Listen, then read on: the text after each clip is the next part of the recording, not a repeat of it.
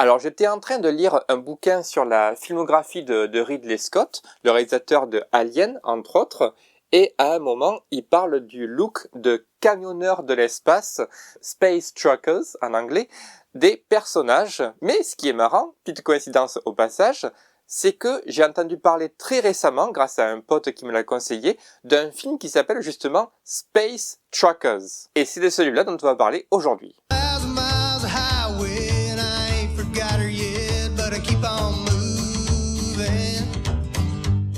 Space Truckers, il entre directement dans mon panthéon des films de science-fiction les plus méconnus. Il faut savoir que le réalisateur, il a fait tourner son film en Irlande pour des raisons purement économiques. Et après, il n'a pas trouvé un seul distributeur avant de se tourner ensuite vers HBO, qu'il a sorti directement à la télé. Et en plus, regardez quand même les critiques, quoi. 5,4 sur IMDb et 17% sur Rotten Tomatoes. Ça sent le gros navet qui pue. Eh bien, croyez-moi, j'ai passé un super moment et j'ai même pris le temps de faire une petite vidéo pour vous le faire découvrir. Alors d'abord, budget minuscule oblige, vous n'attendez pas à du grand spectacle. Pour autant, le film est bourré d'idées géniales et le réalisateur fait preuve de beaucoup de créativité. Dès le départ, dès le premier plan, il y a un zoom sur une planète, la caméra fonce vers la surface de la planète, passe entre différents rochers, différentes structures et arrive devant une station dans l'espace. Mais tout ça en un seul travelling avec la caméra parfaitement fluide qui zigzague entre les montagnes.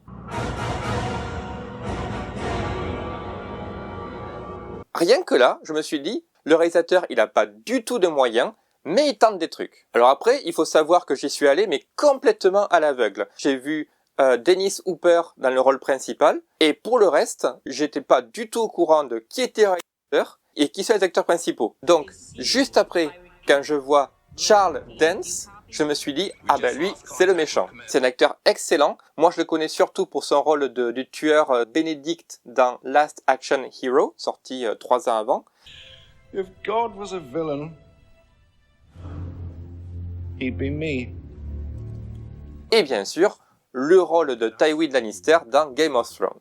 Pour revenir au personnage, il parle avec un commandant, un général, peu importe, et ils sont entourés de soldats qui pointent leurs armes vers une porte. Et là, il y a un tir laser qui traverse la porte, qui la fait fondre. Il y a une espèce de robot humanoïde qui attaque tout le monde. Il les dézingue tous en moins de 5 secondes. Et au moment où il va tuer Charles Dance, le mec il appuie sur une télécommande et le robot s'arrête. Et en fait, c'était un test d'une arme militaire pour faire un coup d'état et reprendre le contrôle de la planète Terre. Déjà, le réalisateur, il s'en sort plutôt bien. Et en plus, j'ai déjà été surpris par un retournement de situation en moins de 5 minutes. Donc, j'avoue que j'étais intrigué. Alors, je ne sais pas si le nom du réalisateur apparaît au moment du générique, pas fait attention, mais je me suis rendu compte à la fin que c'était Stuart Gordon qui avait réalisé le film. Et là, j'ai été choqué parce que Stuart Gordon, c'est pas non plus un tâcheron qui fait les poubelles, quoi. C'est un réalisateur qui a une grande renommée, notamment au niveau des films d'horreur. Encore une fois, je vous montre mon DVD de Reanimator, dont je parlerai une autre fois. Et le voir dans un petit budget de film d'aventure et science-fiction comme ça, alors là, je m'y attendais pas du tout. Donc, scène suivante, on retrouve Dennis Hopper dans son camion de l'espace, quoi. À ce moment-là, c'est impossible de ne pas penser à Spaceballs avec sa caravane volante.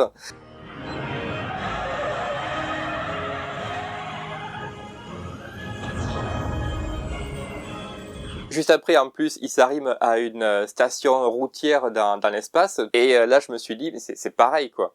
J'attends plus que la scène de Hello My Baby, Hello My Honey de Mel Brooks. Hello my baby, hello my honey, hello my ragtime gal, send me a kiss by wire. Pour autant, même si les décors, encore une fois, font très carton-pâte, il y a quelque chose dans l'ambiance qui fait qu'on s'attache au personnage. Et j'en profite pour dire que Dennis Hopper, c'est un acteur que j'adore, qui a une carrière hallucinante, mais dans les années 90, il a souvent été relégué dans les rôles de méchants. Il a fait Speed, il a fait Waterworld, et juste avant, c'était le méchant dans Super Mario Bros.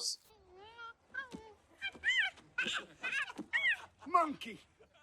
Et c'est assez agréable de le voir dans un rôle à contre-courant, parce que il est quand même super charismatique et il sait tout jouer. Son rôle dans Space Truckers, justement, m'a beaucoup rappelé sa performance de vieux grincheux un peu cynique et très sarcastique dans American Way, dont je vous ai parlé assez récemment. Et en parlant de méchants iconiques des années 90, il va prendre sous son aile un petit jeune qui est joué par Stephen Dorff, qui 2 ans plus tard crèvera à l'écran, puisque c'est lui qui joue Deacon Frost, le vampire antagoniste pervers et manipulateur dans Blade.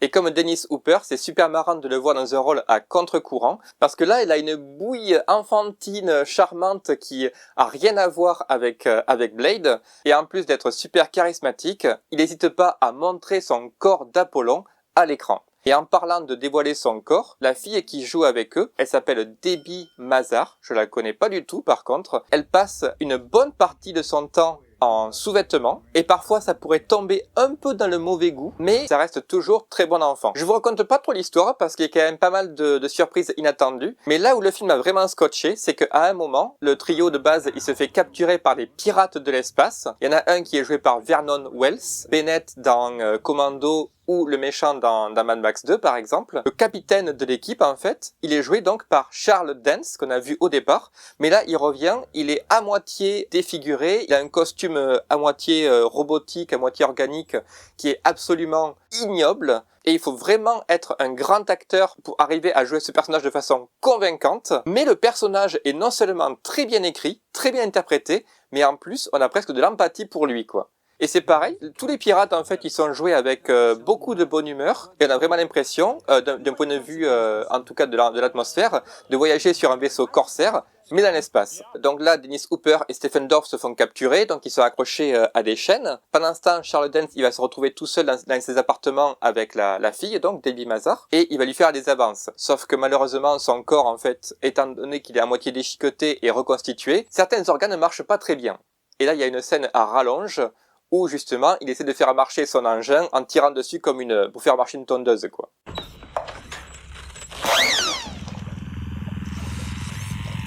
We're 100% operational, my dear. Donc humour noir un peu graveleux, mais ça passe bien parce que les acteurs sont formidables. Juste après il y a une scène d'action où t'as des robots qui débarquent et à la place d'avoir un truc extrêmement monolithique où par exemple ils viseraient comme ça en tirant avec des lasers, parce que c'est typiquement le genre de visuel qu'on a avec un si petit budget, ils sont super agiles et ils font carrément des arts martiaux en tournant sur eux-mêmes et tout ça.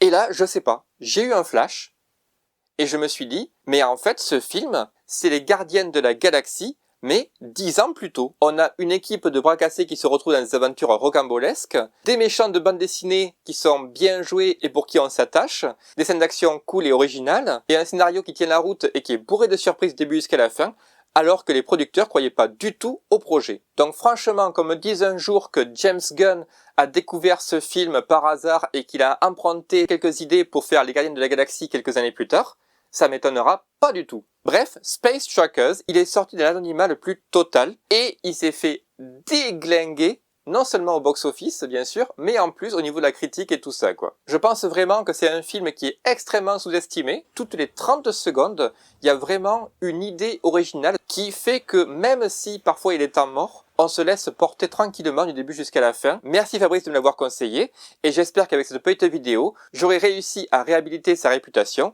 et je vous aurai aussi donné envie de le voir. Dennis Hopper, Stephen Dorff, and Debbie Mazar. Fire it up!